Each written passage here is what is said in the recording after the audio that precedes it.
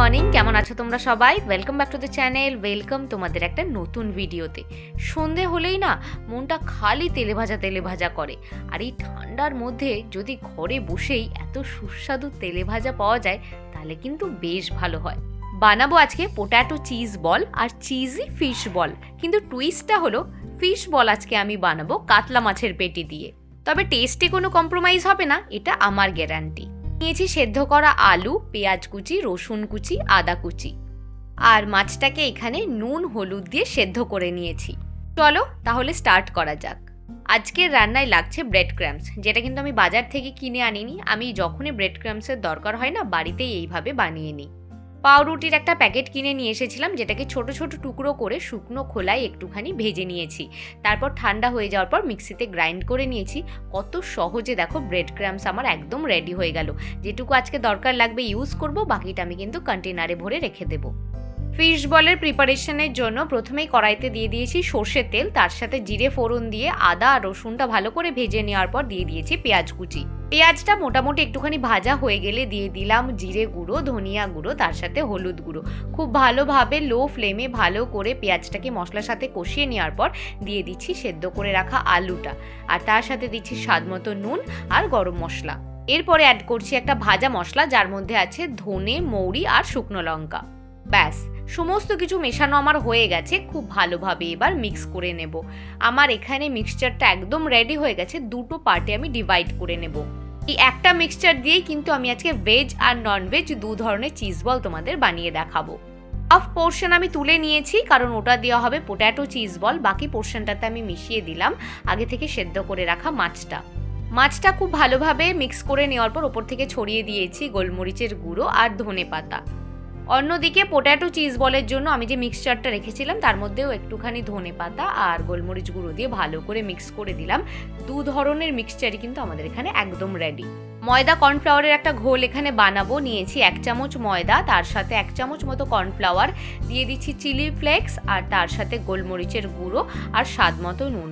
অল্প অল্প জল দিয়ে খুব ভালো করে একটা ঘোল বানিয়ে নেব। ঘোলটা না খুব মোটাও রাখবো না, আবার একদম ওয়াটারেও রাখবো না, একটা মিডিয়াম কনসিস্টেন্সিতে আসলেই হয়ে যাবে। এবার একটা প্লেটের মধ্যে আমি ব্রেড ক্রাম্বসটাকে খুব ভালোভাবে স্প্রেড করে নিচ্ছি। চলো আস্তে আস্তে এবার প্রিপারেশন স্টার্ট করা যাক। ও আসল যে জিনিস সেটাকেই ভুলে গেছিলাম, নিয়ে চলে এসেছি চিজ। আমি চিজের এরকম কিউব নিয়েছি, তোমরা গ্রেটেড চিজ বা মোজারেলা চিজও নিতে পারো। আমি এখানে স্কোয়ার শেপ মতো করে চিজগুলোকে ছোট ছোট করে কেটে নিয়েছি, আর হাতে মাখিয়ে নিচ্ছি একটুখানি তেল, যাতে মিক্সচারটা কোনোভাবে হাতে আটকে না যায়। আমি এখানে মেনলি ডবল কোট করব, আর মিক্সচারটার মধ্যে একটা করে চিজের কিউব দিয়ে দিলাম। এবার প্রথমে কর্নফ্লাওয়ার আর ময়দার যে ঘোলটা বানিয়েছি সেটাতে দেব, আর তারপরে দিয়ে দেব ব্রেড ক্রাম্বসে খুব ভালোভাবে কোট করে নেব। আর আমি কিন্তু ময়দার যে ঘোলটা আছে সেটাতে হাত লাগাচ্ছি না, নাহলে একদম পুরো একবারে জায়গাটা মেস হয়ে যাবে। চামচ দিয়েও তোমরা এটা করার চেষ্টা করবে, তাতে কিন্তু বেশি সুবিধা হবে আর চারপাশটা ক্লিন থাকবে।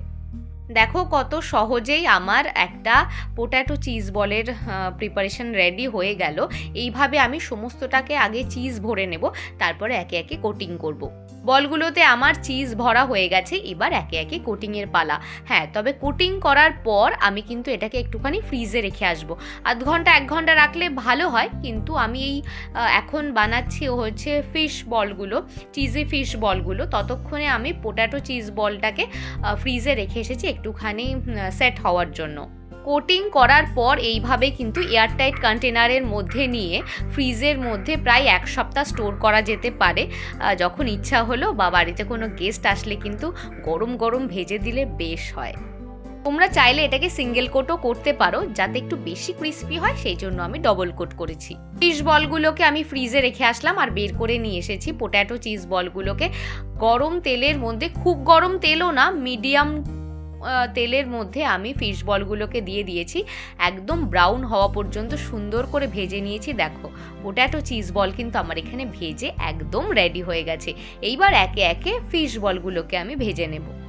দেখতেই পেলে তোমরা বাড়িতে কত সহজে আর কত তাড়াতাড়ি পোট্যাটো চিজ বল আর চিজি ফিশ বল রেডি হয়ে গেল। যদি তোমাদের কাছে ভেটকি বা বাসা না থাকে তাহলে কিন্তু এইরকম কাতলা মাছ দিয়েও করতে পারো। আজকে আমি কাতলা মাছ দিয়ে এই প্রিপারেশানটা বানিয়েছি। আমি তো এটা বানিয়ে খেয়েছি, প্রচণ্ড টেস্টি হয়েছে। তোমরাও বাড়িতে বানিয়ে খেও, আর কেমন লাগলো কমেন্টে অবশ্যই জানিও। দেখা হচ্ছে নেক্সট ভিডিওতে।